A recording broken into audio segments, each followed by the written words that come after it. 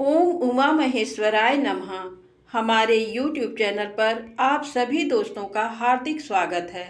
श्रावण माह महात्म दूसरा अध्याय। सावन माह की महिमा खुद भगवान शिव ने की है। आइए कथा को जानते हैं।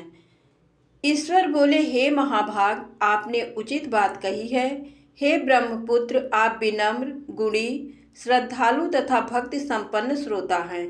हे अनग, आपने श्रावण मास के विषय में विनम्रता पूर्वक जो पूछा है उसे तथा जो नहीं भी पूछा है वह सब अत्यंत हर्ष तथा प्रेम के साथ मैं आपको बताऊंगा। द्वेष न करने वाला सबका प्रिय होता है और आप उसी प्रकार के विनम्र हैं।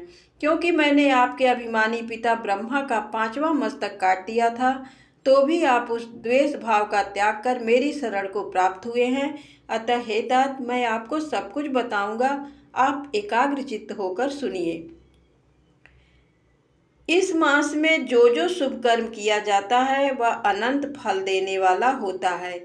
हे मुने, इस माह में भूमि पर सोएं, ब्रह्मचारी रहें और सत्य वचन बोलें। इस मास को बिना व्रत के कभी व्यतीत नहीं करना चाहिए। पूरे महीने भर प्रतिदिन रुद्राभिषेक करें। अपनी प्रत्येक प्रिय वस्तु का इस मास में त्याग कर देना चाहिए। पुष्पों, फलों, तुलसी की मंजरी, बिल्व पत्रों से शिव की लक्ष्य पूजा करनी चाहिए। 1 करोड़ शिवलिंग बनाना चाहिए और ब्राह्मणों को भोजन कराना चाहिए। महीने भर धारण पारण व्रत अथवा उपवास करना चाहिए। इस मास में मेरे लिए अत्यंत प्रीतिकर पंचामृत अभिषेक करना चाहिए। इस मास में भूमि पर सोएं, ब्रह्मचारी रहें, सत्य वचन बोलें। इस मास को बिना व्रत के कभी व्यतीत नहीं करना चाहिए। फलाहार अथवा हविष्यान्न ग्रहण करना चाहिए। पत्ते पर भोजन करना चाहिए। व्रत करने वालों को चाहिए कि इस मास में शाक का पूर्ण रूप से परित्याग कर दे। हे मुनिश्रेष्ठ, इस मास में भक्ति युक्त होकर मनुष्य को किसी न किसी व्रत को अवश्य करना चाहिए। सदाचार परायण, भूमि पर शयन करने वाला, प्रातः स्नान करने वाला और जितेंद्रिय होकर मनुष्य को एकाग्र किए गए मन से प्रतिदिन मेरी पूजा करनी चाहिए। इस मास में किया गया पुरस्चरण निश्चित रूप से मंत्रों की सिद्धि करने वाला होता है। इस मास में शिव के षडाक्षर मंत्र का जप अथवा गायत्री मंत्र का जप करना चाहिए और शिव जी की प्रदक्षिणा, नमस्कार तथा वेद पारायण करना चाहिए। पुरुष सूक्त का पाठ अधिक फल देने वाला होता है। इस मास में किया गया यज्ञ, कोटि होम, लक्ष्य होम तथा अयुत होम शीघ्र ही फलीभूत होता है और अभीष्ट फल प्रदान करता है। जो मनुष्य इस मास में एक भी दिन व्रतहीन व्यतीत करता है वह महाप्रलय पर्यंत घोर नरक में वास करता है। ये मास मुझे जितना प्रिय है उतना कोई अन्य मास प्रिय नहीं है। ये मास सकाम व्यक्ति को अभीष्ट फल देने वाला तथा निष्काम व्यक्ति को मोक्ष प्रदान करने वाला है। हे सत्तम, इस मास के जो व्रत तथा धर्म हैं उन्हें मुझसे सुनिए। रविवार को सूर्य व्रत तथा सोमवार को मेरी पूजा व नक्त भोजन करना चाहिए। श्रावण मास के पहले सोमवार से आरंभ करके 3.5 महीने का रोटक नामक व्रत किया जाता है। ये व्रत सभी वांछित फल प्रदान करने वाला है। मंगलवार को मंगला गौरी का व्रत, बुधवार व बृहस्पतिवार के दिन इन दोनों वारों का व्रत, शुक्रवार को जीवंतिका व्रत और शनिवार को हनुमान तथा नृसिंह का व्रत करना बताया गया है। हे मुने, अब तिथियों में किए जाने वाले व्रतों का श्रवण करें। श्रावण के शुक्ल पक्ष की द्वितीया तिथि को औटुंबर नामक व्रत होता है। श्रावण के शुक्ल पक्ष की तृतीया तिथि को गौरी व्रत होता है। इसी प्रकार शुक्ल की चतुर्थी तिथि को दुर्वा गणपति नामक व्रत किया जाता है। हे मुने, उसी चतुर्थी का दूसरा नाम विनायकी चतुर्थी भी है। शुक्ल पक्ष में पंचमी तिथि नागों के पूजन के लिए प्रशस्त होती है। हे मुनिश्रेष्ठ, इस पंचमी को रौरव कल्प आदि नाम से जानिए। षष्ठी तिथि को सुपौदन व्रत और सप्तमी तिथि को शीतला व्रत होता है।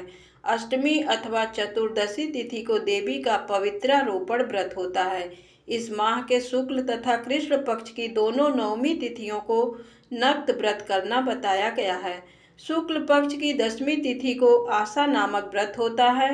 इस मास में दोनों पक्षों में दोनों एकादशी तिथियों को इस व्रत की कुछ और विशेषता मानी गई हैं। श्रावण मास के शुक्ल पक्ष की द्वादशी तिथि को श्री विष्णु का पवित्रारोपण व्रत बताया गया है। इस द्वादशी तिथि में भगवान श्रीधर की पूजा करके मनुष्य परम गति प्राप्त करता है। उत्सर्जन, उपाकर्म, सभा दीप, सभा में उपाकर्म, इसके बाद रक्षाबंधन, पुनः श्रवणाकर्म, सर्प बलि और हयग्रीव का अवतार, ये 7 कर्म पूर्णमासी तिथि को करने हेतु बताए गए हैं। श्रावण मास के कृष्ण पक्ष में चतुर्थी तिथि को संकष्टी चतुर्थी व्रत कहा गया है और श्रावण मास के कृष्ण पक्ष की पंचमी तिथि के दिन मानव कल्पादि नामक व्रत को जानना चाहिए। हे द्विजोत्तम, कृष्ण पक्ष की अष्टमी तिथि को श्री कृष्ण का पूर्णावतार हुआ, इस दिन उनका अवतार हुआ, अतः महान उत्सव के साथ इस दिन व्रत करना चाहिए। हे मुनिश्रेष्ठ, इस अष्टमी को मन्वादि तिथि जानना चाहिए। श्रावण मास की अमावस्या तिथि को पिठोरा व्रत कहा जाता है।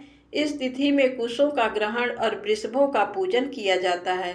इस मास में शुक्ल पक्ष की प्रतिपदा तिथि से लेकर सब तिथियों के पृथक पृथक देवता हैं।